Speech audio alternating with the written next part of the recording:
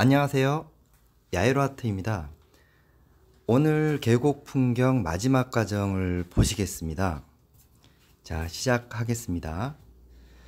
자, 첫 번째, 두 번째 영상 다들 보고 오셨나요?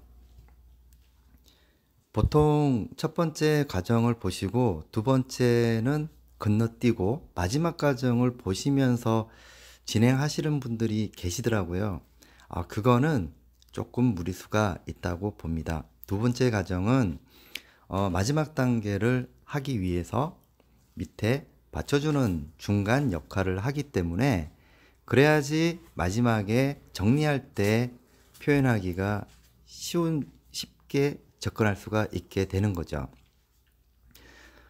차근차근 첫 번째, 두 번째 영상, 세 번째 과정을 잘 보시면은 이제는 정리를 어떻게 하느냐가 중요한 거예요. 두 번째 영상을 보실 때 어느 정도 입체감 있게끔 면을 분할을 했다면 마지막 오늘 이 작업은 이제 그렇게 작게 쪼개져 있는 덩어리를 좀 더 다시 한번 작은 붓을 이용을 해서 디테일하게 표현을 합니다. 첫 번째 과정을 했듯이 두 번째도 마찬가지로 세 번째도 이어서 결국에는 대략적으로 덩어리를 잡아가는 그 과정에 있어서 붓이 점점 작아진다는 걸 알 수가 있게 되는 거고요. 과정은 똑같이 반복적으로 하되 조금 더 치밀하고 조금 더 디테일하게 조금 더 확실하게 표현을 해야지 좀 더 완성도에 접근할 수가 있게 되는 거죠. 우선 저기 중심이 되는 부분들이 시점에서 중심이 되는 부분 있죠. 폭포, 계곡 있는 거기가 중심이라고 보고요. 그 주변에 있는 작은 바위들, 돌들 보이죠? 이 부분들을 밝고 어두운 부분들이 명확하게 하되 여기서 중요한 부분들이 있습니다. 여기서 바로 원근법을 활용을 해서요. 앞에 있는 근거리에 있는 어두운 색과 뒤에 있는 멀리 있는 색감이 채도가 떨어진다고 했죠. 저 멀리 있는 쪽은요. 앞에는 굉장히 선명하게 들어가되 본연의 색깔을 좀 더 충실하게 하고 뒤쪽으로 넘어가되 그렇다고 해서 덜 그린 듯한 느낌으로 가면 안 되겠죠.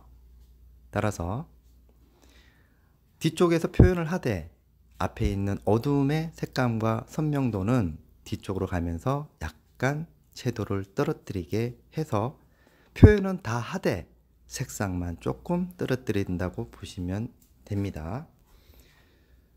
그렇게 해서 그림자 부분이 어느 정도 정리가 됐다면 점차적으로 이제 익히되는 부분들 밝은, 그러니까 자세히 보시면요 공통된 색과 겹치는 색깔들이 있어요. 저번에도 제가 잠깐 말씀을 드리는 것처럼 공통된 색깔이 있죠. 그린 계열에서 다양하게 색깔들이 많이 겹치죠. 다만 색깔을 겹친다고 색깔이 비슷하다고 하나 아까 방금 말씀을 드렸죠. 바로 원근법 뒤쪽으로 넘어갔을 때 가장 앞에 있는 것과 그 바로 뒤에 또 뒤에 뒤쪽에 그리감에 맞춰서 색상에 조금씩 채도를 떨어뜨리는 단계를 내셔야 된다는 거예요. 그리고 또 앞에 있는 부분들에 되는 부분, 가장 시선이 먼저 닿는 부분들이 있죠. 바로 좌측의 큰 돌에 대한 부분들을 집중적으로 잡고, 아까 계곡 풍경이 중심이라고 했다고 하더라도 앞에 있는 돌보다 뒤쪽으로 넘어갔기 때문에 앞에 먼저 시선이 먼저 먼저 닿는 부분들을 좀 더 디테일하고 색상도 좀 더 많이 표현을 하는 게 좋고요. 이때 뒤쪽에 있는 것보다 앞에 있는 사물들이 물감을 조금 더 두껍게 발라줌으로써 우리가 앞에 있는 부분들의 물감을 조금 더 두껍게 하는 이유는 이것 역시 입체감을 좀 더 극대화하기 위해서 그렇게 표현을 한다고 보시면 됩니다.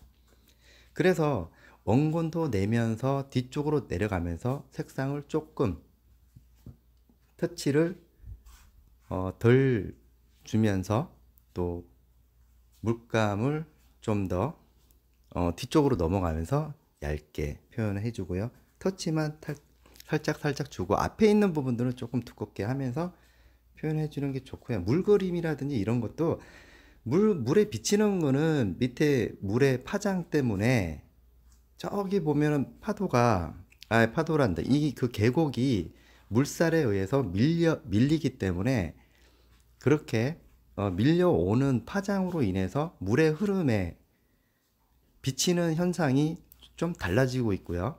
그 다음에 물 밑에 보이는 색상 또한 물이 낮기 때문에 밑에 자갈이라든지 이런 색상이 보여지는 겁니다. 자, 이번에 이제 그 멀리 있는 부분들을 했다면 앞에 있는 부분이라든지 또 오른쪽에 있는 지금 표현하고 있는 이 돌 또한 신경을 써야겠죠.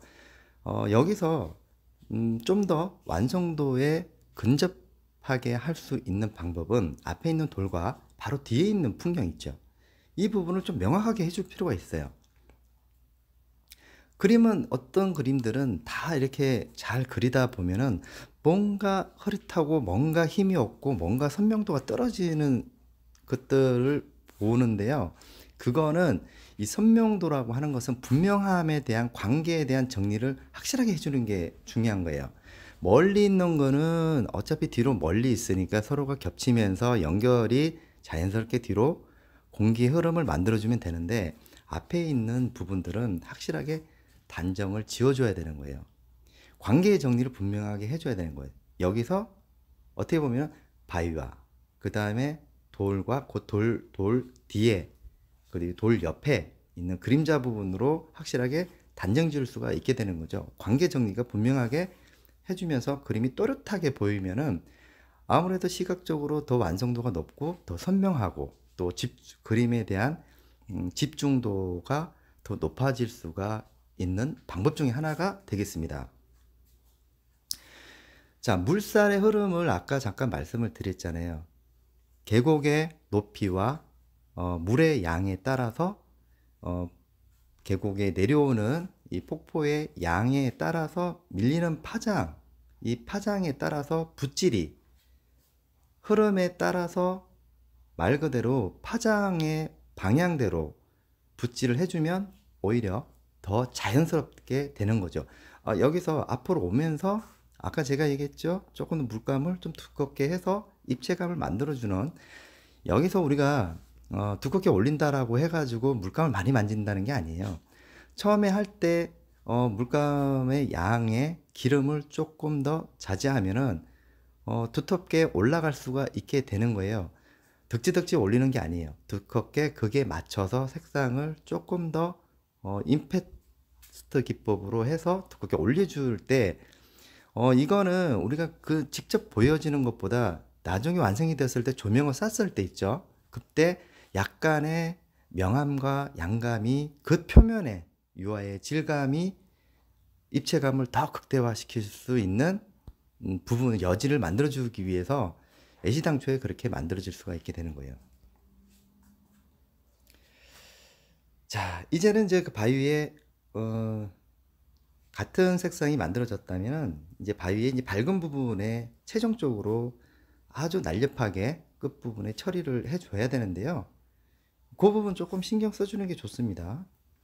붓 끝에 지금 쓰는 거는 8001이나 2 정도 해서 이제 날렵하게 붓 끝에 빛 받는 부분에 꺾인 부분 있죠. 이 부분을 좀 더 신경을 써서 관계 정리를 합니다. 이건 역시 앞에 있는 색깔, 이 전체적으로 바위가 갖고 있는 색깔이 통일된 색깔이 하나가 있고요. 여기다가 뒤로 넘어가면서 바이오 그레이 색상을 조금만 쓴다든지 또 득하이어 블루를 조금 넣는다든지 해서 색상을 맞춰줄 필요가 있겠습니다. 그게 조금 더 자연스럽고요. 자, 이제 마무리하면서요. 지금 이제 조금 부드러운 붓으로 해서 가장 밝은 부분들의 빛 받는 부분들, 그 다음에 가지, 이 부분을 정리해 주시면 되겠습니다. 자, 물 되는 부분들, 비치는 그 경계선, 물과 바위와의 그 경계되는 부분 있죠? 이 부분들 조금 더 신경 쓰면은, 이렇게 해서, 조금 이제 바위 빛, 이제 양과 물 속에 있는 물, 그 다음에 흐름, 그 다음에 빛 반짝이는 부분들, 그 다음에 이제 폭포에 대한 반영되는 거, 그 다음에 이렇게 해서 마무리 짓도록 하겠습니다. 조금 더 어려운 코스인데요. 아무튼 도움이 되셨으면 좋겠습니다. 도움이 되셨다면 구독과 좋아요 부탁드리고요. 다음에는 좀 더 좋은 소재를 가지고 다시 찾아뵙도록 하겠습니다. 감사합니다. 야에로 아트였습니다.